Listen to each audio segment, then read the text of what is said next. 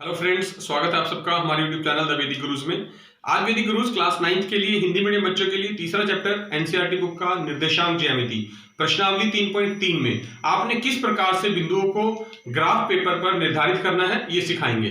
तो आइए शुरू करते हैं। देखिए, पहला प्रश्न है, किस चतुर्थांश में या किस अक्ष पर ये बिंदु स्थित है। हम ये 4-5 बिंदु दिए हुए हैं। हमने सबसे पहले क्या करना है, ग्राफ कॉपी पे इनको चतुर्थांशों में दिखाना है। तो देखिए इशारे, आपने सबसे पहले ग्राफ नोटबुक पे इस प्रकार एक ऊर्ध्वाधर लाइन यानी कि वाई अक्ष जिसको हम बोलते हैं वाई अक्ष लगाना है और एक्स अक्ष लगाना है। ये हमारा एक्स अक्ष है, इसको हम लिखते हैं एक्स ओ एक्स डैश के द्वारा, ये वाई ओ वाई डैश के द्वारा, ये हमारा एक्स अक्ष बोलते हैं, इसको यहां लिख देते हैं एक्स अक्ष। और ये जो बिंदु ओ है, इस बिंदु को बोलते हैं हम मूल बिंदु। ठीक है, अब हमने क्या करना है, हमने यहां पर ये जो बिंदु दिए हुए हैं इनकी स्थिति प्रदर्शित करनी है। तो देखिए हम बिंदु लगा लेते हैं ग्राफ कॉपी पे, 1 2 3 4 5। इसी प्रकार बाईं तरफ जो होते हैं वो माइनस वाले होते हैं, दाईं तरफ प्लस वाले, -1 -2 -3 -4।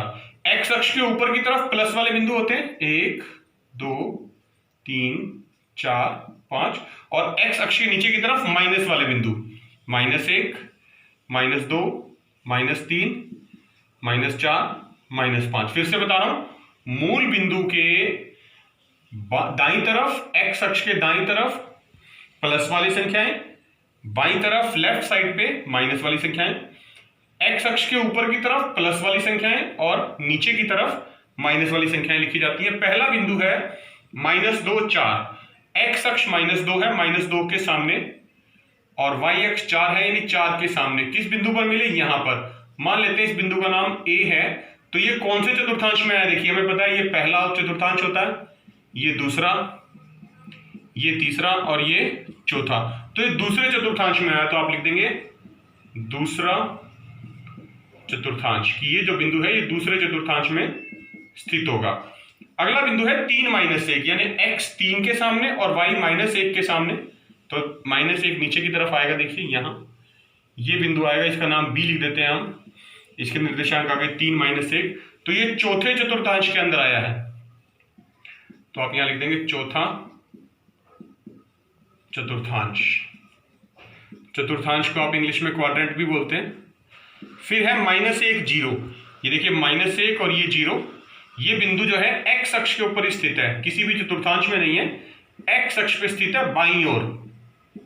बाईं ओर मतलब लेफ्ट साइड पे। ठीक है, उसके बाद है 1 2, 1 के सामने और 2 के सामने ये बिंदु आया, इसका नाम लिख लेते हैं हम यहां पर, इसका नाम सी लिख दिया था, इसका डी लिख देते हैं। 1 2 ये पहले चतुर्थांश में आया है, तो आप यहां लिख देंगे पहला चतुर्थांश। उसके बाद -3 -5 बिंदु है, देखिए -3 एक्स के सामने -3 ये रहा एक्स अक्ष पे, इसके सामने, और वाई अक्ष पे -5 के सामने यहां। ये बिंदु जिस बिंदु पर लाइनें कटेंगी ये बिंदु आएगा, इसका नाम रख देते हैं आप बिंदु ई लिख सकते हैं। निर्देशांक आगे इसके -3 -5, और ये तीसरे चतुर्थांश के अंदर आया है, तो आप यहां लिख देंगे तीसरा चतुर्थांश यानी थर्ड क्वाड्रेंट। इस प्रकार आपने इस बिंदुओं की स्थिति ज्ञात कर लेनी है। दूसरा प्रश्न है, प्रश्नावली 3.3 का लिखा है, अक्षों पर दूरी का उपयुक्त एकक लेकर नीचे सारणी में दिए गए बिंदुओं को तल पर आलेखित करना है। मतलब हमें ग्राफ पर ये बिंदु लगाने हैं। तो ग्राफ पर जो बिंदु लगाने हैं उनके दिए हुए निर्देशांक x -2 y 8 -1 7 0 -1.25 1 3 और 3 -1। तो हम सबसे पहले क्या करते हैं, देखिए कार्तीय तल बनाते हैं।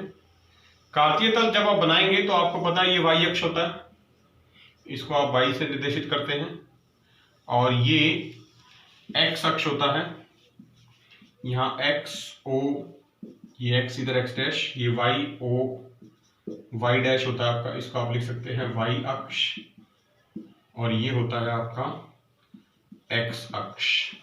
हमें जो टेबल दे रखी है, बिंदु जो दे रखे हैं उनमें y अक्ष पे जो सबसे अधिकतम वैल्यू है वो 8 है, यानी आप y अक्ष पर 8 तक बिंदु लगाने हैं आपने। ऊपर की तरफ प्लस वाले बिंदु लगते हैं 1 2 3 4 5 6 7 8 तक। और माइनस में सिर्फ -1 और -3 है, तो -1 -2 -3 तक लगा लेते हैं।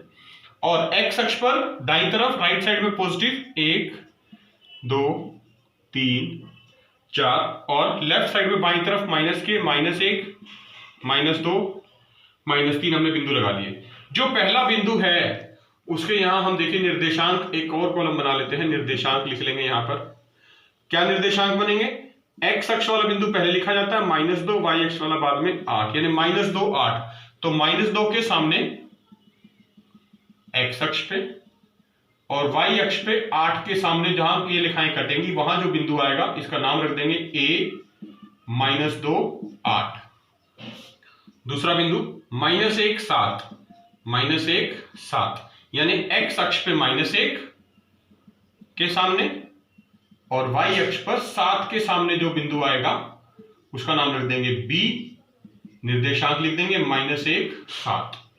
तीसरा बिंदु है 0 -1.25, निर्देशांक बनेंगे 0 -1.25। तो 0 तो यहीं पर रहेगा 0 के सामने, और y अक्ष पर -1.25 नीचे की तरफ -1 -2, तो -1 और -2 के बीच में 1.5 होता है, और इनके बीच में आप लिख सकते हैं यहां पर ये बिंदु आ जाएगा, इसका आप नाम लिख देंगे c, इसके निशान लिख देंगे 0 -1.25 -1.25। और जो चौथा बिंदु है 1 3, एक्स अक्ष पर 1 के सामने और वाई अक्ष पर 3 के सामने, 1 के सामने एक्स अक्ष पर और वाई अक्ष पर 3 के सामने, यहां ये बिंदु आएगा, इसका नाम आप डी लिख देंगे 1 3, इसके निर्देशांक हो गए। और पांचवा बिंदु, आखिरी बिंदु है एक्स अक्ष पे 3 और वाई पे -1। पांचवा बिंदु है एक्स पॉइंट है 3 और वाई है -1, तो निर्देशांक बनेंगे 3 -1। ग्राफ पर एक्स अक्ष पर 3 के सामने और वाई अक्ष पर -1 के सामने जो रेखाएं मिलेंगी ये बिंदु आएगा E 3 -1, इसके निर्देशांक होंगे, ये भुज है और ये कोटि। इस प्रकार हमने पांचों बिंदु इस ग्राफ पेपर पर आलेखित कर दिए हैं। देखो बच्चों, आपने ये था क्लास 9th के लिए तीसरा चैप्टर निर्देशांक ज्यामिति, उसकी आखिरी प्रश्नावली 3.3 हमने आज आपको पूरी समझा दी है। आपने ग्राफ कॉपी पर सभी पॉइंट्स को अब एक बार अपने आप जरूर आलेखित करना है स्केल और पेंसिल की सहायता से। बहुत ही अच्छे और साफ सुथरे सुंदर ग्राफ बनाने हैं। अगर आपने अभी तक हमारा चैनल द वैदिक गुरुज यूट्यूब से सब्सक्राइब नहीं किया है तो अभी सब्सक्राइब करें और बेल आइकन बटन जरूर दबाएं। वीडियो को पूरा देखें, बार बार देखें, लाइक जरूर करें और क्लास 9th के ज्यादातर बच्चों के साथ शेयर भी करें। वैदिक गुरुज आपसे एक ही रिक्वेस्ट करते हैं, आप अपने घर में रहें, सेफ रहें, स्वस्थ रहें, सुरक्षित रहें और खूब मन लगा के पढ़िए, जुड़े रहिए वैदिक गुरुज के साथ। हम बहुत जल्द नए प्रश्नों के साथ फिर मिलेंगे, तब तक के लिए थैंक यू।